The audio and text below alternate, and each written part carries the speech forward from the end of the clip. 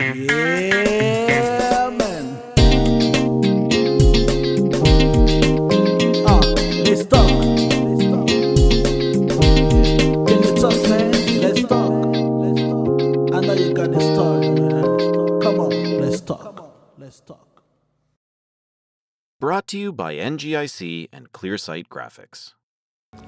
Ladies and gentlemen, thank you once again for joining us today for another amazing and absolutely great interview because of the person or the guest that I have today. I think we're going to have an awesome time to get to know her, to know what she's doing, what she's involved in, and how good God has been in her life. So I'm very excited for this episode as much as I've been excited for the other episode that I've done. And this will be another good one for me. I strongly believe so. And we have the one and only Bellamore. Yes. Hello. Did I say it right? Yeah, you said it right. That was really good. All right. Bella, welcome. Thank you so much for having me. Thank you so much Yes. for availing yourself and giving us your time to be here.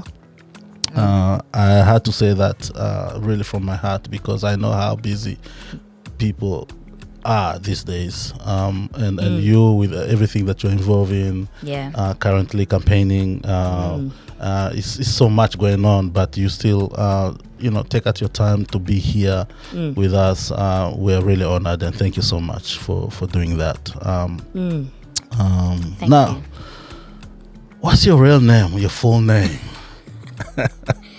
That is such a good question. I've got many names, but it's basically Bellamore Ndaikeze. Ndaikeze. Yes. So before the interview, you were trying to explain to me The how meaning. you got that name Bellamore. I know. I never thought of it being like that. Yeah. I kept on thinking it's Bellamore, like more, like More, like More, but then I didn't realize the More start with A. Yes. And then the Bell is just Bell. Yes. That's why a lot of people say bells. You can always look at it in two lenses though. Bella meaning beautiful, and then more Amor. like, Oh, yeah. more beauty and Yeah. and you can look at it two yeah. lenses, and then obviously Bellamore meaning beautiful love. And in Italian, how strange is that to have Yeah. a name so Yeah. extravagant? Even French, Really? exactly the I same. know belle, Yeah. but amor. Amor, yeah. Wait, Amour. oh yeah. Yes. It's spelled different though. It's spelled different, But but yeah. oh wow, same meaning too. Yeah, and the pronunciation is slightly different, but it's very similar. Very similar. Because Italians say amor, and French will say amour. It might actually be French because obviously I think so. I think so. I think so too. That side of our world. Yeah, and when I came to Australia, I was only 9, so people will read the name as they say it. So maybe. And then the second one was Ndaikeze. Daikeze. Yeah. Daikeze. You know what that means, right? No, It let's means find out. we thank God. We thank God. We thank God Wow. because From which language? Kirundi. As if I don't know. Hey. Know this. Yeah. Wow. Because I'm the firstborn, born in a war-torn country in the middle. Yeah. So you know how there was a genocide and a war happening from like 1994. I was born in 1996, Whoa. and I was stuck in it till 1998. I remember 1996, we were also running from Congo, Yeah, and that was a bad time. But yeah, we were running that from was our Burundi. first major war, Yeah, 1996. yeah. Anyway, thank you so much. Thank you. So that was Bellamore. Bellamore, And the other Bellamore, Ndaikeze. Daikeze. Yeah, come on now. Wow. Thank you so much Thank you. for your time today. Now, I want my audience to actually know you today. Okay, So, love it. you're a firstborn. Yes. Okay. Yes. How many siblings do you have? 9. 9. Yeah. Wow. I'm the oldest. Wow. Wow. So there's 10 of us. Wow, including mom 11. Hey? Including mom 11. Yeah. Wow. And yeah, This is amazing. I know. I mean, not a lot of people know. We are only 6 in our family. And Wait a minute. Only 6? Are you Yeah. sure? I mean, yeah, from my mom. Oh, yeah, yeah. But then you've got the uncles and No, I have other siblings. yeah, My dad didn't just have one wife. that's true. Yeah, so similar boat. Yeah, we are in 20s. If I'm to count all my Yeah, my stepbrothers and everybody. It's a huge compound, isn't it? Yeah. Got a whole village. Yeah. So 9 is okay. Yeah. All right. So it's All a right. good start. Yeah. It just shows how strong your mom is. Yeah. Oh, mom, man. I mean, she carried me, and she tells me every time Yeah. I'm low that I gave her an opportunity to be a mother. Wow. You know, Wow. it's a reminder that, you know, to appreciate life, to appreciate her, Yeah. because it's kind of like she pours into me by guiding me in this world, and then I kind of gave her that opportunity to take responsibility for this gift, you know, and here I am flourishing, and This is so good. yeah. Yeah. Yeah. Yeah. I have met your mom. Have you? I've met her before. Yeah, Yes. she's She's beautiful very woman. lovely. Yeah. Nice. Now, when did you come to Australia? 2005, I was 9. 2005. Yes. Okay. Yes. I didn't speak an ounce of English. I had no idea what Australia was all about. Yeah. In fact, I think I was still a little bit like shaken up at the 360 of like life turning around, like Yeah. everything new from, you know, being in a village. And look, I had the best childhood. Me too. I'm telling you, I look at like A lot of things. My older brothers, they come to tell me what was really going on oh here while we're here. I'm You had no I don't know. idea? Yeah. I was having a good time. yeah, Especially in the refugee camp, I was having my best. me too. Yeah. Yeah. Guess how old I was when we came here, think- and which year we came. Wait, 2002, 2000, No, huh? no, 2006, 7. no. Earlier than that. Wait. Earlier than you, but not that earlier. Okay, 2003, surely. Yeah. Okay. Yes. Guess how old I was. 12, 15. Come on.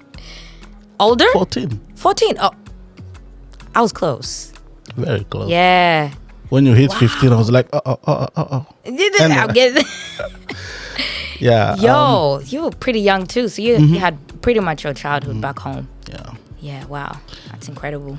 Yeah. Now, obviously, you've been through things, a lot of things here, and to where you are. Some of us know some of your journey. Some of us see what you're doing in the community and stuff like that. Now, you recently got baptized, Yes. and I was very touched Yeah. by that. Yeah. Please tell us the journey. Tell us how it Oof. all started, where the spark was Man. started from, and Gee. how you ended up going under the water. Whew. That was a long time coming. Man, I get emotional because just replaying that moment, because for the first time in my life, it was like the right thing to do. Yeah. Whew. Try not to get emotional. So I've been on like the longest journey in faith, in discovering what God is really calling me to do. And it took me back and forth, forward, sideways, and just kind of being like in this really confused state. And a lot of it is to do with the family environment and I guess the Yeah. different spaces I held. So from a very young age, you know, grew up in church, was in the choir in the refugee camp. My dad was a minister and my mom was like just like a prayerful woman, still is. But then my dad kind of left and was like, I kind of was missing that real empty hole hand. And because, you know, we used to go to church together and all that sort of stuff. And then, you know, a lot of things happened in the family, and just kind of felt lost, I guess. And then I had a confrontation with a pastor. He was talking about submission, and I didn't agree with his interpretation, and he actually went off at me. And after that, I was like, well, I don't feel safe in church, so I actually stepped away. And for years, I kid you not, when explored Islam, explored Buddhism, explored all sorts of, just to feel that grounding, because I didn't feel safe going to church, and that was the one place like I could really be myself. And it wasn't until this year I was reading the Bible here and there, but I just never could connect with it. And it wasn't until this year, kid you not, like one of my closest friends took me to church, and man, it was so different to what I had experienced as a child. I'm 26, so we're talking about like 8-10 years apart of like not being in faith or anything. I always believed there was a God, but like an intimate relationship, never really had that consistently. And I went in church, and the pastor was saying some powerful stuff, and I just cried. I really cried in that service. And then essentially I just kept on going. Sometimes I struggled to go, and then things got really rough. Like I was praying and, you know, trying to be consistent, because, you know, when you go down that path, you are tested. Like the demons attack you, like so darkness really creeps in, because now the devil is like that anointing on your life, someone is about to go, can't have that now. And that's what happened. And, you know, I've been working for this organization for like 12 years, and I kid you not, things started falling apart. And then it got to a point where I had to kind of step away back, because it was almost like, okay, now you're in church and I'm exploring like a relationship with God, but because I'm consistency, that's the word, and there is an anointing on my life that I don't really fully understand, and I'm stepping into it. It's no longer just like doing work on the surface. We're going in deeper. We're dealing with police kids. We're dealing with like kids who are in prison, kids who are like off the rails, and I'm actually turning them around, and people can recognize that. People can see that. And then now it's like, well, what you're doing we can't afford, so what do? Step away. And then I remember for 2 weeks I was in prayer and just so confused. Like, what am I going to do now? Like, I'm just stepped away from this organization after 12 years. And then it was like, I remember the pastor, when I first started, maybe like in the middle of the year, he was like, are you ready to get baptized? And I was like, what? No, I didn't even know what it meant. Like, you know. And then when that job kind of left, when I left the job, I swear. Is this the job that I'm thinking of? Yeah. Okay. It's the job. And my pastor texted me and he said, are you ready to get baptized? And I felt so weak. I felt so done. Like, yeah, I'm ready. Because for 2 weeks I had surrendered. I was like, God, like, what do you want me to do? And it was kind of like that call to fully commit now. Like, you had played around too much. Now it's time for you to really experience what I can do for you. And yo, yeah, it was a Saturday, 10 a.m. Pastor, and it was at Balga Pools. I didn't plan it. I know. So it was a Saturday, 10 a.m. I was so nervous. But I knew I was making the right choice. I had no fear. I had, and at that time I had discovered that about 365 times it says in the Bible not to be scared, meaning that every day you should not walk in fear, because God is with you. Yeah. And so I walked in the water, and man, I just wish I could tell you each bit like of me walking in the water. And I remember get to a point where pastor started singing, I have decided to fall, like really loud. And there was 40 people in that leisure center. And I was like, I thought I would be embarrassed. Yeah. Honestly, I was like, I'm ready, God, I'm ready. Like, Wow. I'm ready to commit. And I remember just words ringing in my head. And a lot of it was just about anointing. Like, I have such a bigger purpose. And that was just, and that needed to happen for the foundation. And I kid you not, the next day I launched. I'm like, I'm running for council. Wow. And I did it in church. Wow. And without that, I think I would have been experiencing that kind of falling apart I had been experiencing the last few months. Work. Yeah. It needed to be like, because it's being baptized is like a public declaration Absolutely. of your commitment. Yes. And it's a way to tell the world who you belong to. And if I know anything about the space I'm stepping into, if you don't know yourself, if you don't have an identity, people, you get eaten up, like, and so I know. it felt like the right thing to do. And God has just blessed me so much and put me through, tested the faith, and it's real. It's real. It honestly is. And I'm still here. Yeah. And, I remember when I got baptized myself, also didn't know what it meant.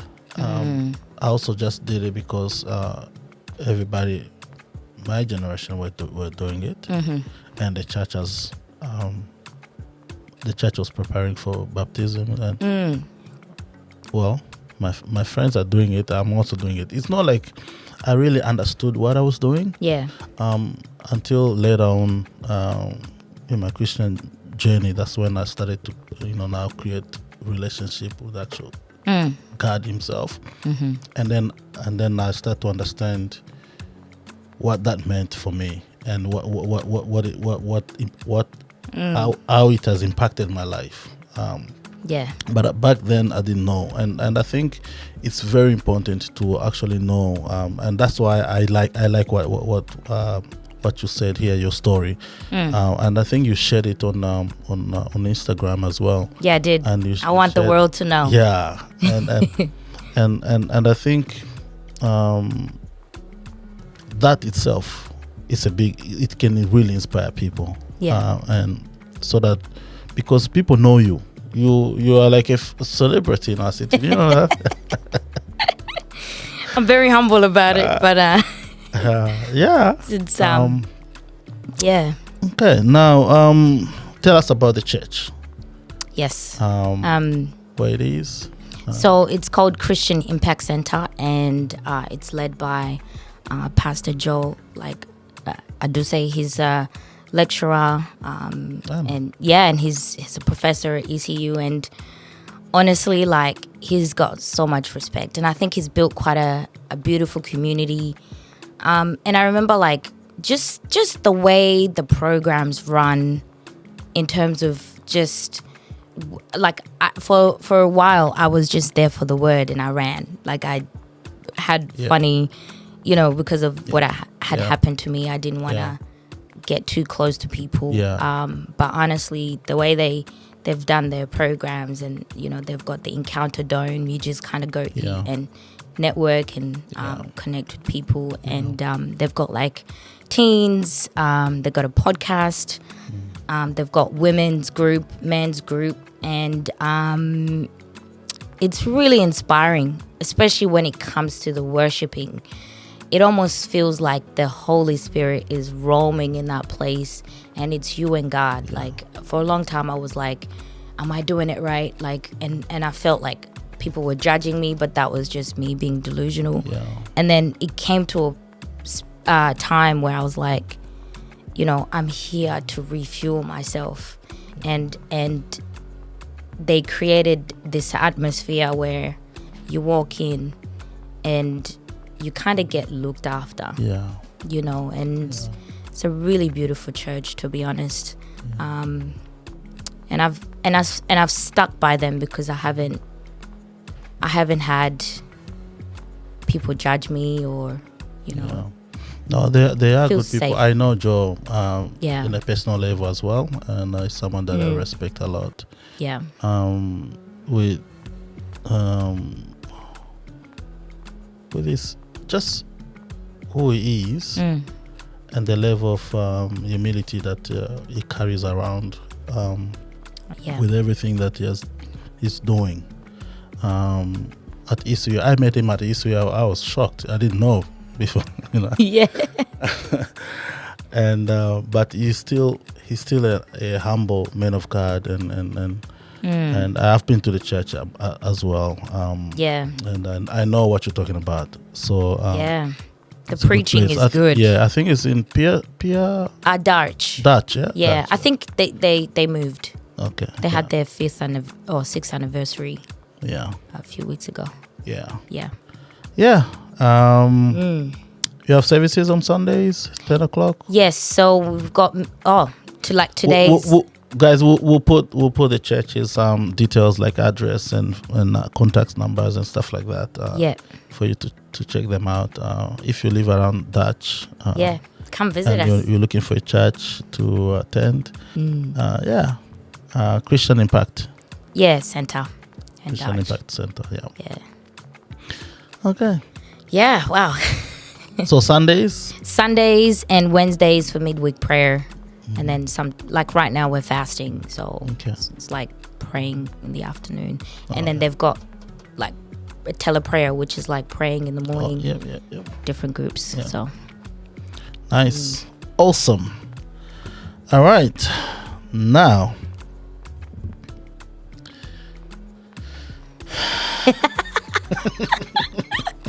oh man, I love this. Wow. Now, I mean, I've known you for a while.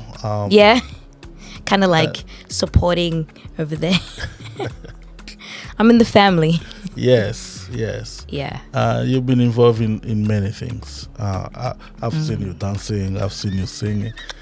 Why are you laughing? I've seen you rapping. Oh Yeah, my I've seen all this goodness, stuff. Jeez. Whoa. And now, I've seen you coaching Yes. football. I've done it all. Now I'm seeing you as a candidate. Yes. Now I'm seeing you as a politician. Yes. What's going on? That is such a good question.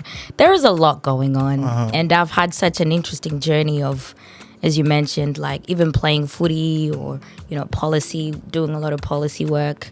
I just came from a trip from like the Wheat Belt, working with like Aboriginal young people, children in rural communities. And it's kind of like all interweaved, but it makes sense to me the most because my art is kind of like me expressing what I'm going through. And my dance is more of a way to just get my body to connect with whatever it is I'm going through. So everything is very weaved in. And then really the political side is more about everything outside. And then me bringing myself into it so I can advocate. And yeah, so it makes more sense to me. But the whole political kind of journey that I'm embarking on is kind of in the realm of purpose. Because I kid you not, like I've been doing this for like since I was 14. Like advocating, working with families, children. Like I'm like a voice, and it sounds very cheesy, but I never like intentionally like want to do it. I'm just there. I get cold and I get cold and I answer. I'm there. And then this kind of opportunity opened up in the midst of me like leaving where I was, and then it seemed like a bigger step that I needed to embark on, because you know you got to grow. I was actually doing like a leadership program for 6 months, and I got a full ride Yeah, scholarship for I that. saw that. I And saw that. and I was learning so many things like courageous leadership, like perception, like leading authentically. And when all that was happening, and I've got this huge kind of like, and I was the youngest in the group, by the way, you know, I a saw lot the of photos. pressure. I saw the photos. And yeah, so it felt like when this opportunity came knocking on my door, it's a by-election, by the way. I'm gonna have to do the same thing next year, like the campaigning. It felt like God was really telling me to like, you need to get in there, and you need to get training. You need to get out of the bubble, because for a long time I was like with this organization and I served a particular community, young people. Yeah. But now, We will talk about that, by the way, but keep going. yeah, and now I'm kind of like in this community independently. I need to open my eyes. Yeah. I need to lead with sight. And so my prayer was to really just allow God to lead me, and you know, meeting new people, getting perspectives. Like, I want to share this. So I did a door knock, and I walked into it was a house temple, a temple house, literally in the neighborhood, and it was a Buddhist temple, and it was the Dalai Lama's one of the Dalai Lama's kind of messengers, and they had like the way they practice their faith is, you know, they have like different deities and like they pray to and they give gifts and stuff like that. I've never seen that in my life, you know? And so it was like, oh wow, but these are people that exist in our community. Yeah. And if I'm a person of faith, like what can they learn from me and what can I know, so that like if I'm to be a leader, I'm leading authentically and I'm not like discriminating or, you know, it's been a really interesting experience, but it's a long time coming because I was doing policies. I worked for Dr. Anne Ali, and you know, like I did a lot of work with the Minister for Youth. I chaired the Ministerial Youth Advisory Council. Like I was doing all this stuff for many years, and it was just such a smooth transition in. And we're talking about 12 years, by the way. Yeah. Now. Yeah, a lot of advocacy. We'll talk more about Yeah. So, I don't know if your that. political side. Yeah. I want us to talk about. I've seen you. I want doing few things that I've mentioned already. Yep. I want us to talk about the coaching. Okay. Yeah. You've been involved a lot in young people. Yes. It's very clear out there, and I've seen it. Yep. You've been involved a lot in young people, and what is the passion in that? Like what's pushing you? What's the driver? Yeah, the drive. Yeah, you know. Okay. So. Because like I was saying before, off camera before we started, I was telling you that, you know,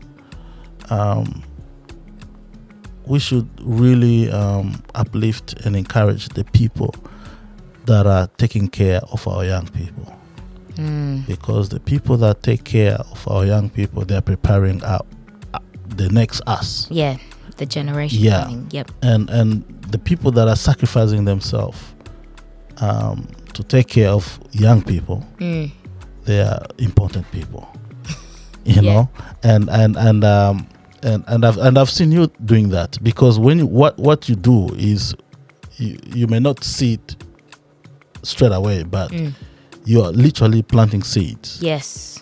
And those seeds, they will grow, and one day they will become fruits. And so I want to know what really drives you, that you're so involved in helping out young people, and the coaching one is really got my attention. Yeah. Okay. So it started when I was 5, around 4 or 5. You've been 5 before? Yes. Just fresh into the world. You know, we had a pretty good life in the refugee camp, and I'll keep it short. So we had two house workers, and my mom was working for the UNHCR. My dad was a teacher, and I was a stay-at-home kid, like still, learning the ropes and getting looked after by the worker. So we had, it's luxury to have meat in your house. Yeah. And so occasionally, like, the house worker would be making food like rice, beans, or meat, and I would steal the pot. I'd actually, like me at 5, like stealing the pot, and I would run with it and just put it down, like, next to my little friends who were in the neighborhood. Ooh, I kid you not, like, that was the greatest joy of my life, and I did that for a very long time. Yeah. I would enjoy seeing like other children eat, and I remember like, mom tells me this story so many times. I remember one time mom, like, took a day off work because the house worker was like, someone is stealing the food. Who's got access to this house? Like, and she watched me do that, and she never stopped me. Wow. She never did. She just kind of, worked harder to get more food. So the house worker actually prepared like an extra pot, so I'd steal it, and I just had the biggest smile on my face when those kids would eat. Yeah. And when it came to your coaching, it was kind of a similar kind of theme. When I was coaching the children, that was me feeding. And you use the metaphor of the seeds. That's me planting, essentially. Yeah. And I remember when I first started coaching, I was 15. I was coaching boys twice my age, like 20, 30. And it just didn't work out. Like, I was 15, immature, and still, like, growing. And I was given an opportunity to coach children. And that's been the best thing that's ever happened to me. Yeah. Because it was almost like I was a mother, like, I'd really spend time with these children. We would go, like, to Patterson Stadium, which turned into I've Domain. even heard their comments about you. Oh, really? Yeah. and yeah, so I would coach them. We would go camping. Like, I would really, like, be like their best friend, like their best sister in the world. Yeah.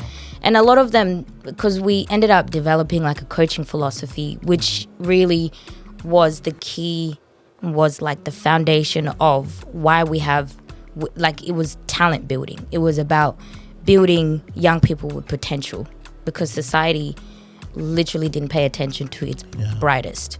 And, like, man, there's so many out there. Some of them are playing state, AFL, they've made it. Yeah. But that's the roots. That's where it started. And I remember the philosophy was about developing thinking players, was about developing leaders. It was about developing them as good people. So it was more than just let's play footy. Yeah. No. It was so much more. Yeah. And then it was also looking into, like, how are they going in school? How are they going at home? Are they, exuding respect? Are they looking after their peers? Wow. And so we connected them to, like, a leadership program that I started in. And it was about standing up for yourself, because in the Australian sport, racism still exists. Yeah. It's not a sport that welcomes Yeah.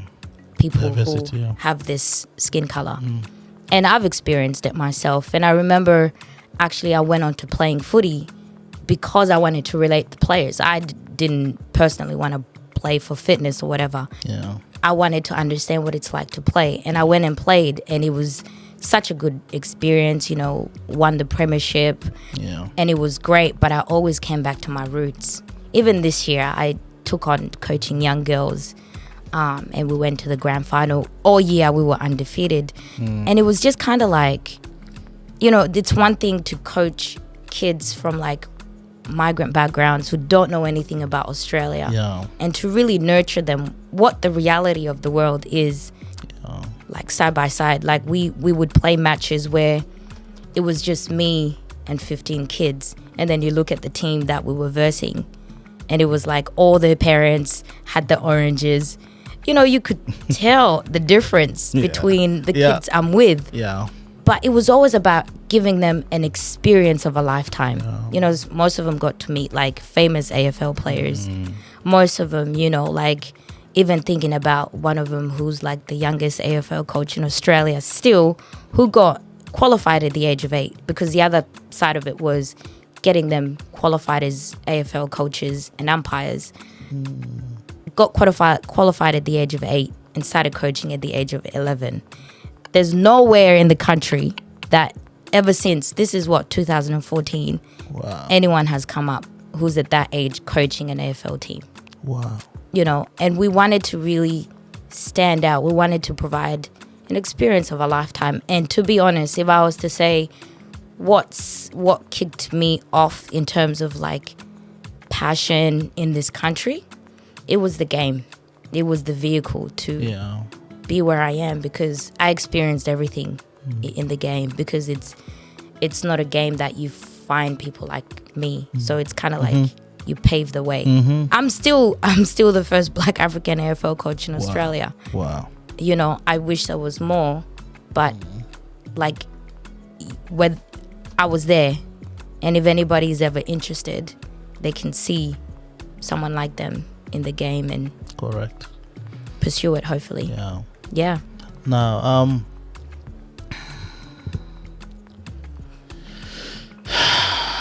you see what you've just said there? Yeah.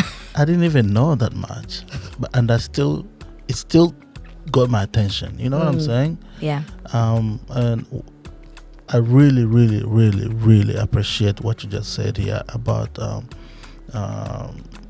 whole thing behind the ball, the game, the AFL. It's not just that ball. It's not just about kicking the ball. There's a lot into it. There's how are they at home and everything else. Thank you so much for doing that. Yeah. Honestly, Yeah. I can say that for our communities. I can literally stand and say that on behalf of our communities. Thank you for doing that, because it's not a small thing. It's a big thing. And I think it needs to come to a spotlight. Yeah. Yeah. What else have you been involved in with the young people? That before we go deep into your political side, because right now you are a very important person. I mean, I've done so much, you know, and I never, and I think a lot of it is to do with this thing because, you know, when I started in the leadership program before I started coaching, it was about, you know, learning about morals, you know, what it meant, what humility really meant, what human rights was all about. And one of the things that I was taught was to always keep my good deeds in the dark and my faults in the light. Because if I do what I do, it speaks for itself. I don't have to say anything, because it almost seems like arrogant or kind of like, you know, me showing off if I talk. I mean, that perception's changed, but I think what it meant, especially when you're growing as a young person, you got to protect what you're doing, because you're still building, you're still learning. And now that I've come to a place where, look, 12 years of my life, I've kind of done it. It doesn't make a difference that I boast, because it doesn't stop me from doing the work. So I'm always a little bit sensitive, like when I come to a point of talking about what else, because there's so much, you know, there's, you could look at like the crafts. I do a lot of workshops in schools, and like I make music with children. And more about like their experiences in rural communities, especially, and I think produced about 3 tracks. And I think my passion though is in mentoring. So in recent years, I started something called the BN Collective. The BN is just Bellamore Collective. Okay. The branding needs work, but the concept behind it is really pure. It's about, you know, taking a person from start till they don't want to have anything to do with me. And I've got so many young people in my books. I've got like athletes. I've got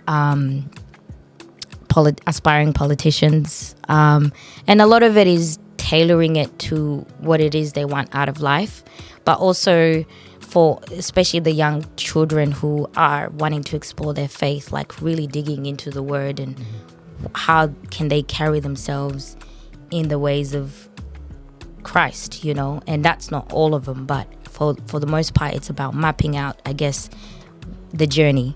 Okay, so what are the little things you're doing in your life? And I basically become more of an accountability coach, and it's really about just making sure that Keeping them in check. the young people know, hey, I'm here, just call me. And if opportunities, because you know, like, people always send me stuff. Yeah. If opportunity comes up, I know who I'm gonna give it to, because I know. You have a really Yeah. big network. Really? I think so. I saw a picture the other day. You were with Mark. Mark McGowan. Yeah, and I'm like, Did you see the "Sis?" video? I said, "That's my sister." Man. Did you see the video? He was like, No. because I asked him. I saw the video. Yeah, yes. because I asked him, can you tell everybody that I kicked 50 goals? And he's such a cool guy. And you know, sometimes I don't see all of that. Like when I met him, I just kind of treated him like a person. Yeah. And I was a little bit of a fangirl, but I'm not afraid. A lot of people will hesitate to go say hello. Even like a couple of weeks ago, just kind of like had a conversation with Minister Tony Booty, who's Minister of like Multicultural Interest, Finance and all that sort of stuff. And last year, me and him were playing footy together on opposite teams, like as a fundraiser kind of thing. And it's kind of like, sometimes you just have to be human, to be honest, and just be authentic. You don't have to put on a face. Yeah. And I think a lot of people don't just like to kind of look good. Yeah. Like I'm very real. I'm very raw. I don't hide And things. and I like that about you. Yeah. I like that about you. Because even with a lot of footage I've seen you with you know, high class people. Influential and people. you still just you. Yeah. You know? And you're representing us well. Thank you. Am I? Thank you. Yeah. I'm glad to hear that. But let's just say I do a lot. Yeah. Now, so Yes. this Oh man. candidate, Ooh. this election, you mentioned something about when the opportunity came. It was more like the right timing kind of thing, and the opportunity was there, and then you step into it. What do you mean by opportunity? What do you mean opportunity? Opportunity. Yeah, what do you mean? Okay. Remember the Queen's Memorial Day? Mm-hmm. I had 6 calls.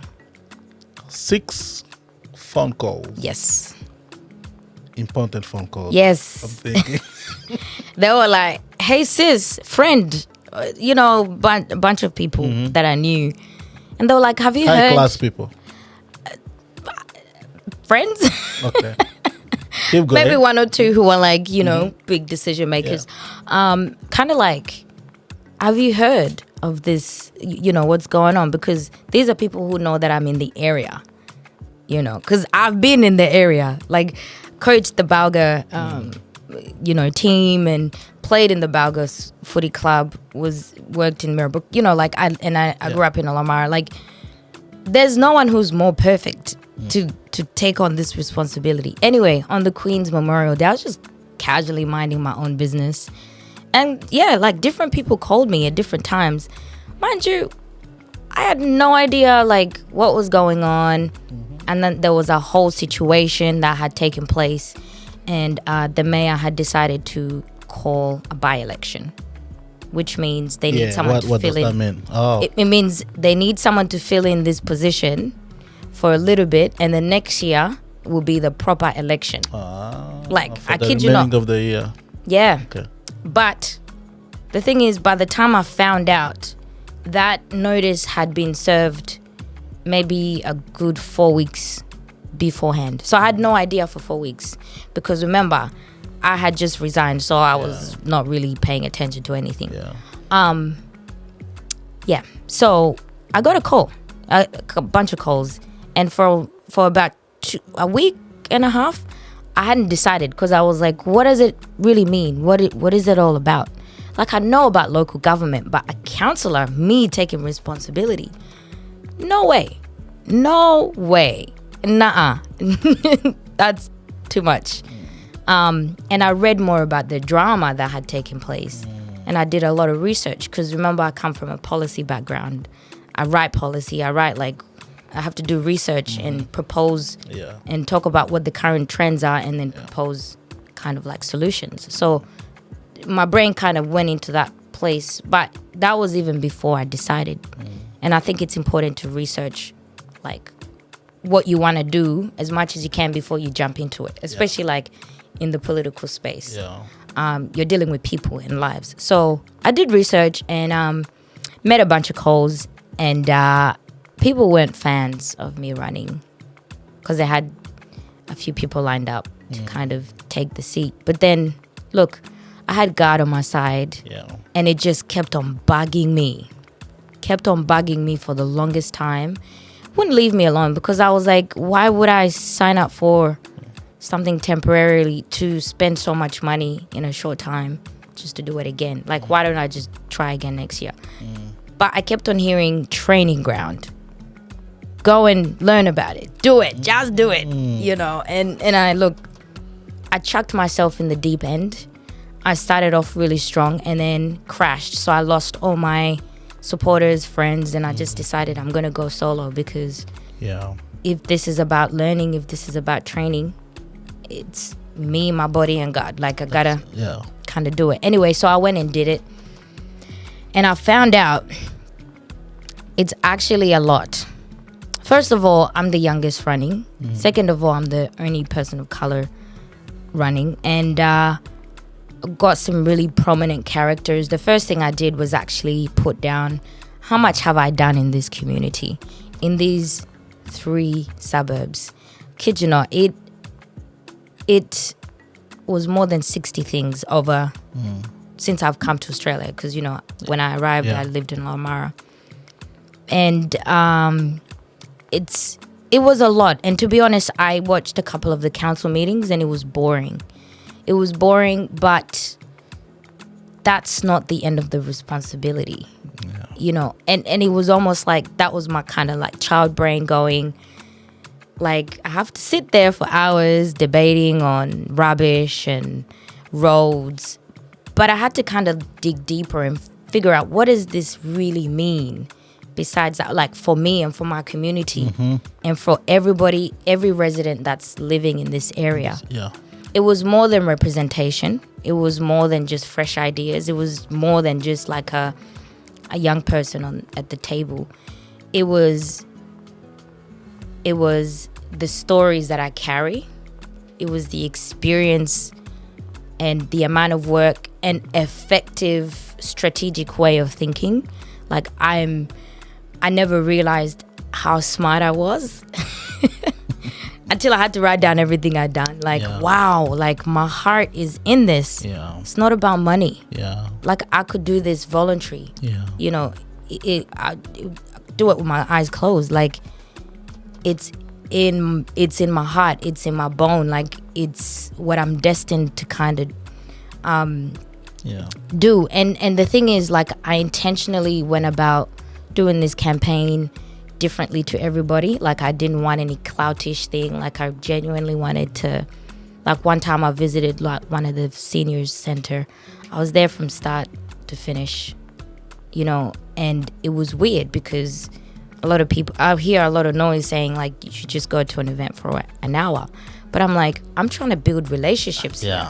I'd rather build a quality relationship with 10 people than the rest of, like, I'll take my time. And I just kind of carried myself in this whole journey, because the thing about council is, okay, there's a little bit of facts. So people pay rates on top of tax.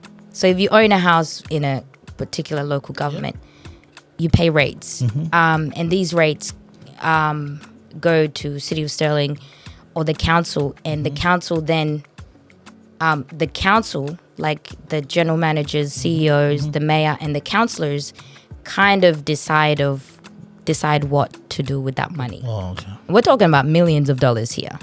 This is 4 suburbs, 22,000 eligible voters. That's excluding young people who are migrants, who are not registered to vote, all that sort of stuff. That's a lot of money for 4 suburbs. Now imagine City of Sterling, which is actually one of the biggest local government. Yeah, and Yeah, billions. This is just rates. Now, people also pay tax. And, local government has particular responsibilities like safety. They work closely with the police and all that sort of stuff. And then the park maintenance, facility upgrades. So the city actually owns a lot of facilities like Herb Graham, leisure centers. Yeah, the council decide what to do. And a lot of that is at the table debating and deciding. And a lot of people come and present conflict or issues, and then councillors decide petitions to knock something down or maintain this road, get traffic, I understand. Yeah. So when I dug deep into that, I was like, there's a lot of issues in our community. And when I was door knocking, I was discovering, there's so much suffering. And for instance, there's a family who has 10 in one household. They own this house, they pay rates, but when it comes to for instance, chucking out rubbish, you only got one bin. Yeah. Verge collection is never going to happen again. Let's just say that. But we could advocate for a second or third bin within the financial year. Yeah. There's ways around it, but you need There's people. Veg collection is no longer. No, that's not gonna. You know why? Everywhere. Well, not every. Well, the city. I can only speak for the city of Sterling. Okay. Because it costs the city a lot of money. Okay. And it's not. It's not a worthwhile investment. I hope on our side we're still okay. Well, look, times change, and look, council listens to community. If there's enough people talking about a specific issue, change will happen. Yeah. But change can only happen if you have not only councillors advocating for those specific suburbs, but there to be encouragement for residents to speak up. And we know within the migrant communities, there's huge negligence on all sides. Absolutely. State, federal, and so it's important to have someone who can really carry those voices, who can get into the homes. I've been having so many dinners with different families because I've already established these relationships. So the conversation's very different. It's not about, oh, how's your son doing? Let me see what I can do. No, tell me what you're experiencing. I'm going to collate that. And so even if I go on a drive and I see an issue, as councillor, I can take it to the table. On board, yeah. But not everybody's going to do that. And I'm always in constant conversations with people. And there's so much there that's missing, that's not being considered. And so I really feel like I can step up for us. Yeah. Because there's no one else like me who's put their hands up. Yeah. And I got a track record, Yeah. So. And I think just how brave you are. Bravery. Yeah. To just regardless standing up and doing it. It really, really got my attention. I think I mentioned this to you when we had a conversation over the phone. Yeah. And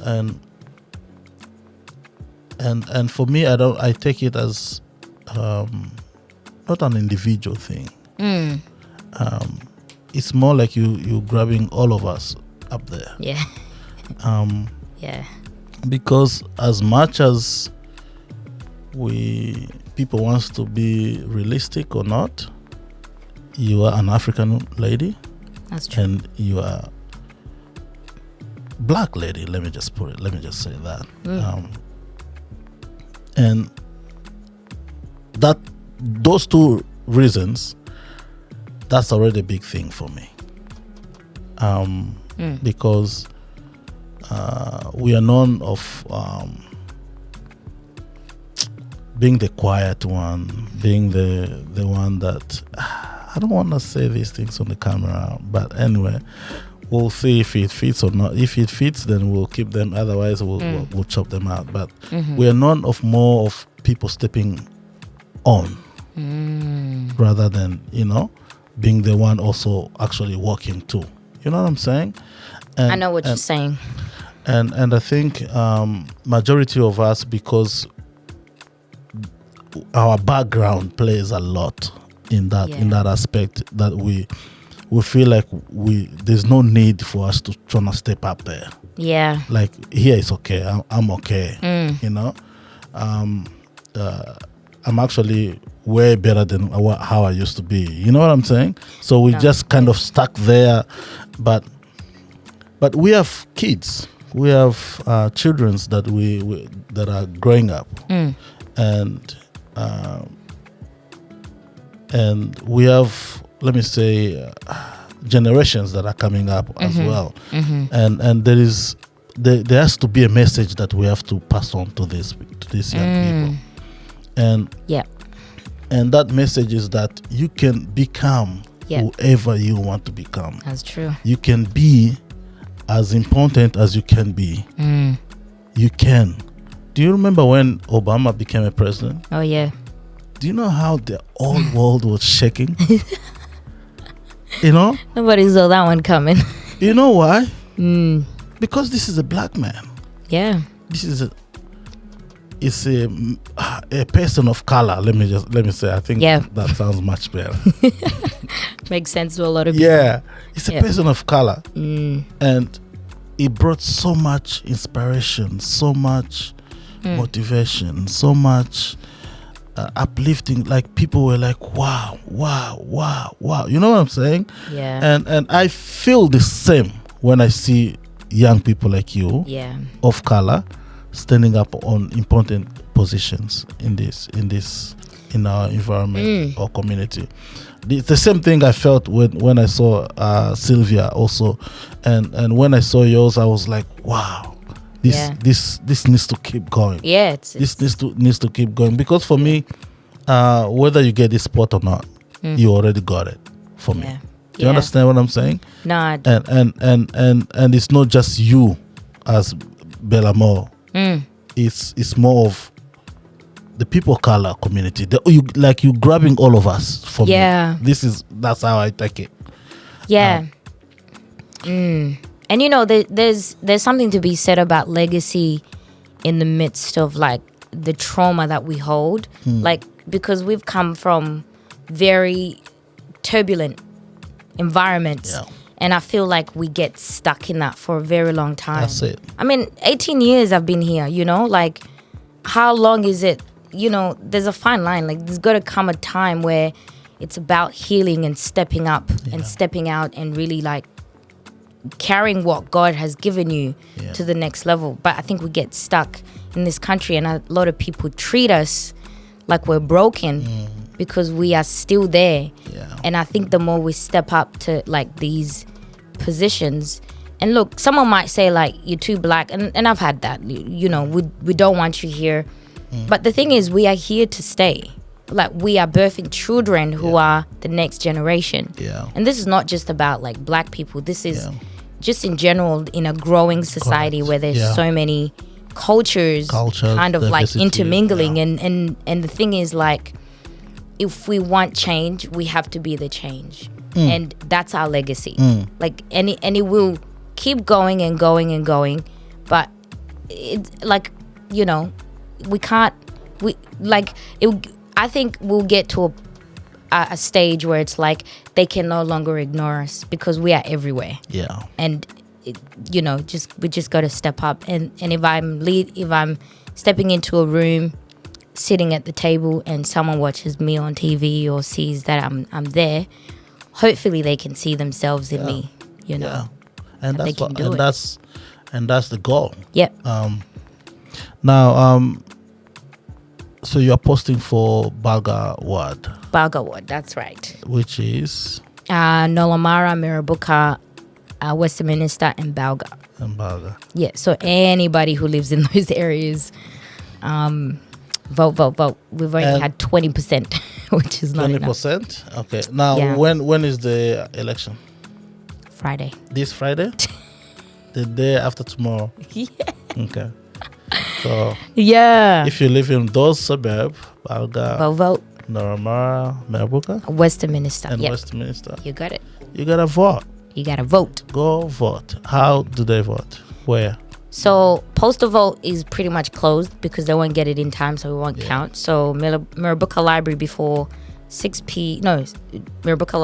5 p.m. on Friday, or City of Sterling, so Cedric. Oh yeah, Cedric Building. Street. Yeah. Yeah. Now, you have to live in those area. Or can Yes, you- for this one. But Okay. yeah, for this one, yes. For this election. I know what you're thinking. Okay. It's all right. when I go state or federal, it'll be a bigger mass. Well, congratulations, by the way. Thank you so much. Congratulations. I think that's already a win for me. You're doing well. And thank you for stepping up. Yeah. It really encourages and inspires us a lot. And I know that it's inspiring a lot. They may not come up to you and say it, but people see. And we've seen. So now, if you win, for example, what should we expect from you? Yes, that is okay. So the term is pretty short. I have set myself maybe like 3 main goals. The first one is around safety. So City of Sterling have got like a CCTV program going on, which means that you get about $500 rebated if you sign up before April next year And you to installed- get like CCTV kind of installed to your house. And I want to encourage I really want to push that to And residents. I think that's a really, really good point, because I think at some point those areas used to be they were famous for safety issues. Yeah, and look, it's still a thing. Like, we've got like a Balga community watch group on Facebook, and every time someone's broken into this, someone's stolen this, and it's like, well, let's get security going for your home. So because like one of the things I'm really passionate about is safety, and I want people to live in a vibe, like the narrative of those specific suburbs, because for a long time they've had such a bad name and stereotype, for people to feel safe somehow.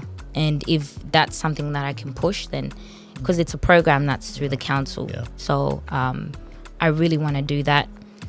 The second one is, this one's interesting. So this is a little bit outside, but it's associated, and I think having the title of councillor, I want to really go out into schools and inspire some young people and create some connections and collaborations with small business. So as a small business owner myself, I really want to push for, training and development and also employment opportunities. And that will be through connecting with schools, and really getting young people savvy within the council, because the council runs so many activities.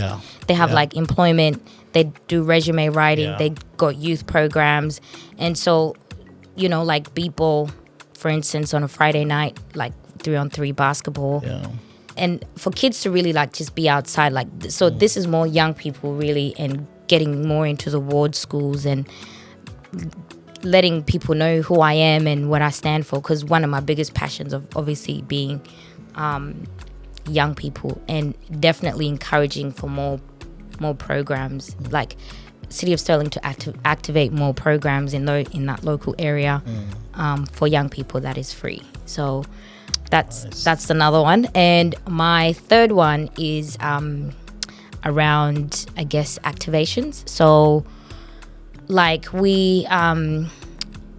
like the city of Sterling, particularly like within the Bargo ward, there's a lot of facilities, but they're not like fully utilized, and there's a lot of social sport groups, community groups that could really use some of these facilities that are like pretty much vacant. Yeah.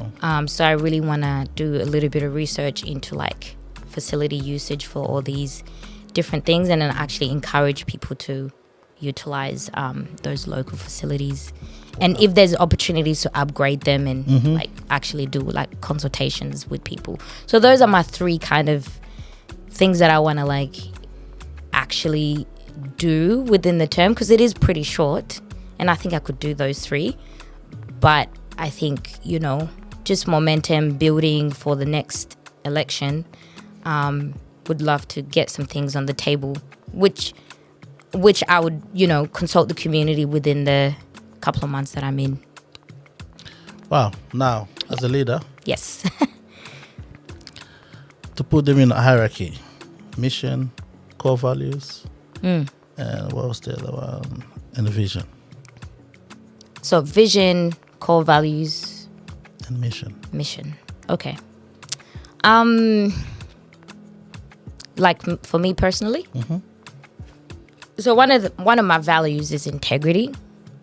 I've always been, you know, growing up and maturing.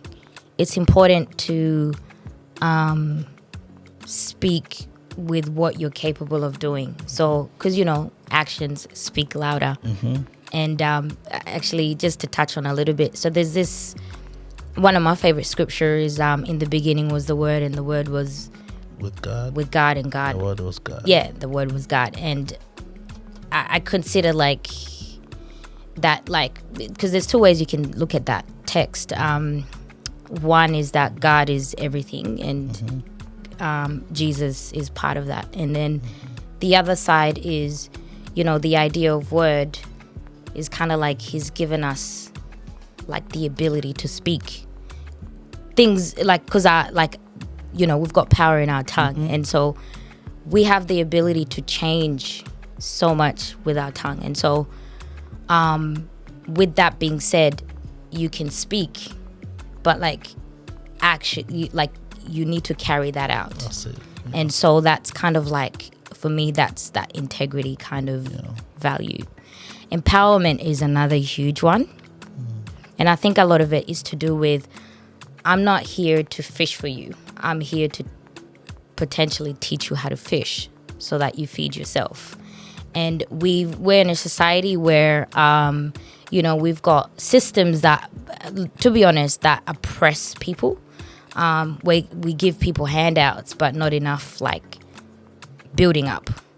So, I mean, that being my value in the leadership positions that I've held also, in that, like, I want to empower people to kind of look after themselves. I don't want to be the parent. I want to empower parents to authentically be the parents they need to be for their children. I don't want to, like, you know, take the kids to school and learn for them. I want to empower them to go to school and learn for themselves. And a lot of that is really done through, like, the way I live my life and being that inspiration, like, for them to look up to. And also just speaking, I guess, that integrity. Another one is compassion. Compassion. So compassion is very important, and I constantly look at Jesus. So look at Jesus, because Jesus didn't come to make us comfortable, but He was very compassionate, although very upfront. Yeah. He was very compassionate in that He spoke in parables, but He also spoke about love and being kind. Now, for someone who sacrificed so much, I think for me, that is compassion. Like, just being able to see people beyond what, like, the surface level stuff. You know, there's a lot of people who suffer, and you're just hard because you hold this position. No, like, you're still human too. Yeah. Let me hold your hand in this moment, kind of thing. So just to keep it short, those are my, I guess, Values. 3 main values. And mission was Yeah. mission. So I've always thought like, my mission in life has always been about leading from a position of strength through my faith.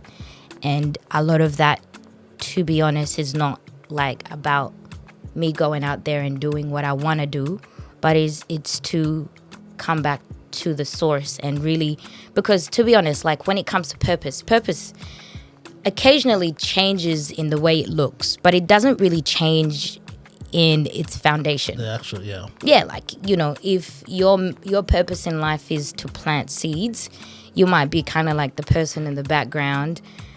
But then once those seeds are planted, you water them and then you plant some more. That's just your purpose. But that might look very different in your lifetime. And so I guess my mission in life is to really just lead from that place of faith in that, like, I trust what the Lord is telling me. Yeah.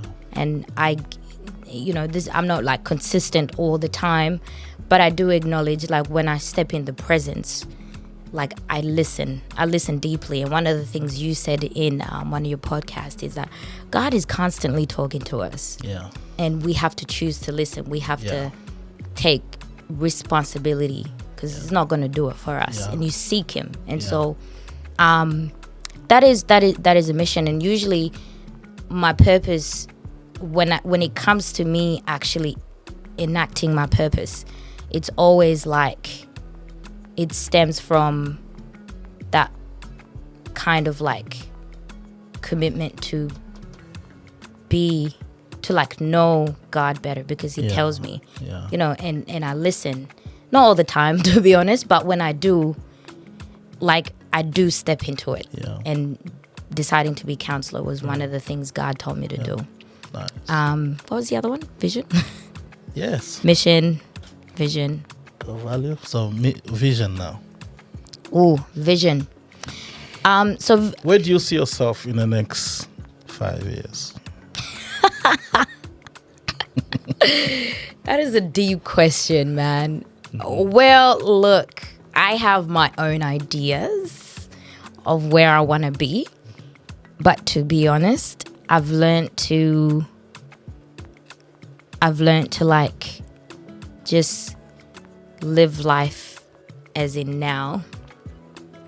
And it's scary what I see in the next. Live life as now, as in trusting God for where He's taking you. Yes, because nobody saw COVID, and that all the dreams that was supposed to be happened by now, that was out the window. Okay, so what I'm trying to say is, I can only control life now. Yeah. Like, the decisions I can make is now. I can't control what's happened. Nothing I can do. Yeah. And the future, like, I've lost a lot of my friends, family, and I thought, we were going to be ride and die, like, for a long time. But unfortunately, life came to an end. And God forbid I don't see my life being, like, over in 5 years. But I constantly think, I'm going to be very powerful. And I feel it. Like, I can't really tell you where. But within 5 years, I'll be, 30. I'll probably be sending in emails to your secretary before my PA. Before I come and say hi. No, you got my number. But honestly, I see myself in a position that, oh man, hear this. So it's about, being an influencer, like a lot of times when you think about influencer is about like someone that influenced people. Yeah, like the social media kind of like following and all that. No, I constantly think, in 5 years, I can see myself being stable in my relationship with God and really... I love that. Yeah, and really leading from a place that's about... what's the word? About like... you know how Jesus came on earth, right? And obviously he spent like 3 years of ministry. I can kind of see myself commanding like a team, like Jesus. And the work might not be like completely like let's go out there and preach the word, but it would be subtly about it. But this will be, I'll be the person kind of taking charge and influencing masses. 5 years is actually a pretty long time when you really think about it. Yeah. I like that. I really like that. Absolutely see that. But I'm going to trust God, to be honest, and let him lead me. I was going to ask you, what's your favorite verse? You mentioned I did. something. Do you have any other verse that you can share with us that you know? Yeah. There's a couple. So I really love, I think it's Isaiah. Yeah, Isaiah. Yeah, about like no weapon fashioned against me shall prosper. And I actually, when I pray, I say that so many times. And Nice.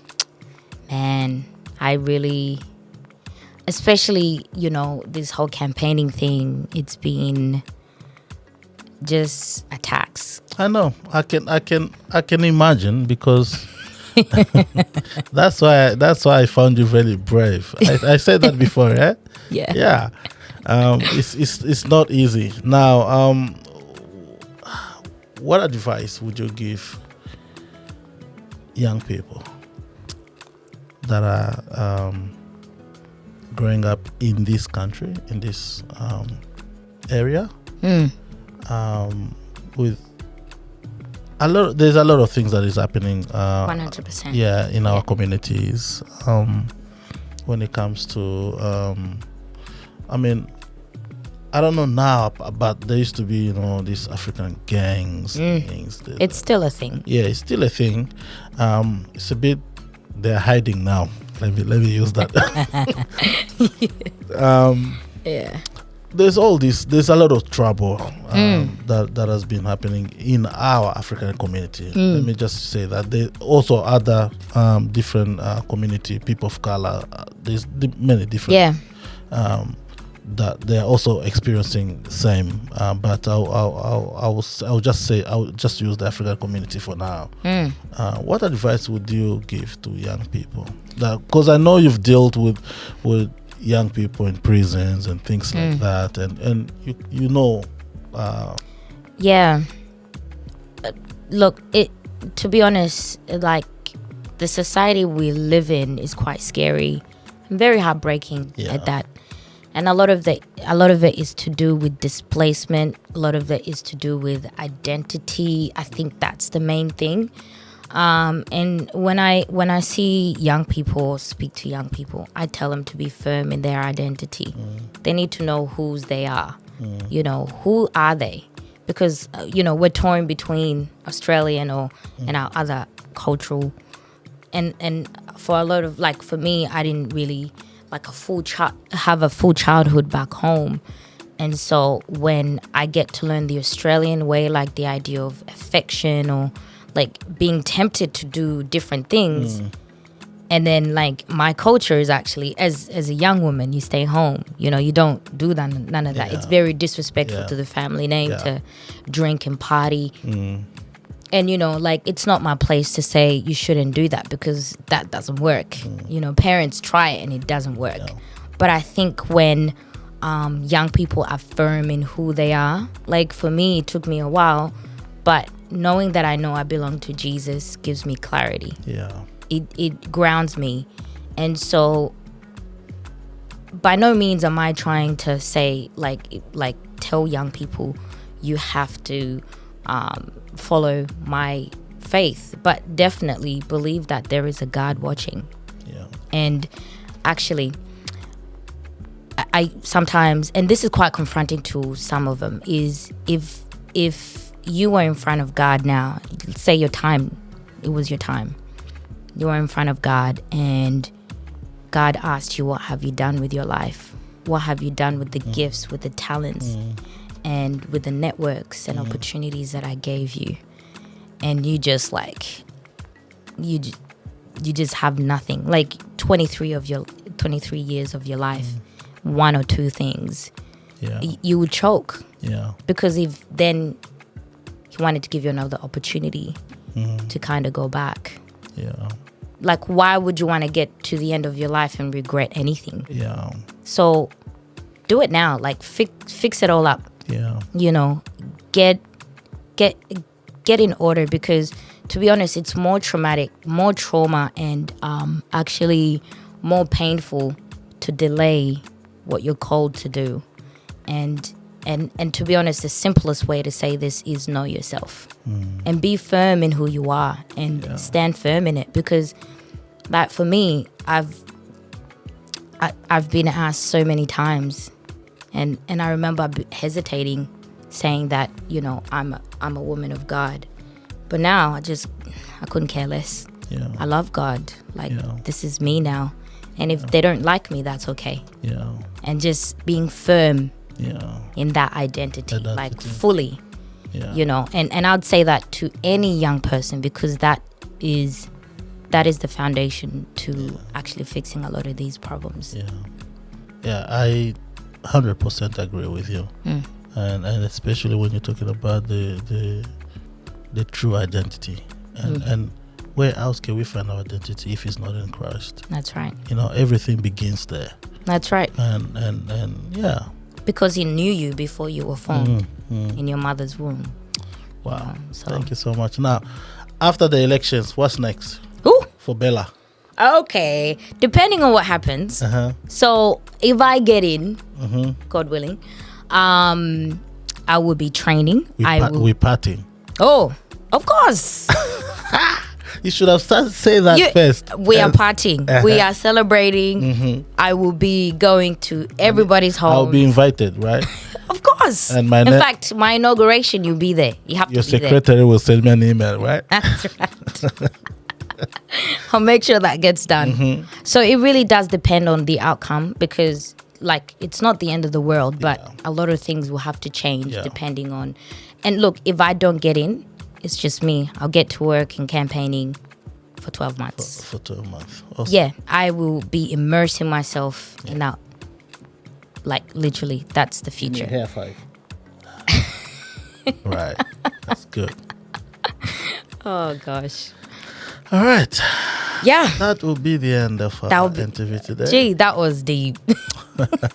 Thank you so much for sharing all your knowledge. Thank you.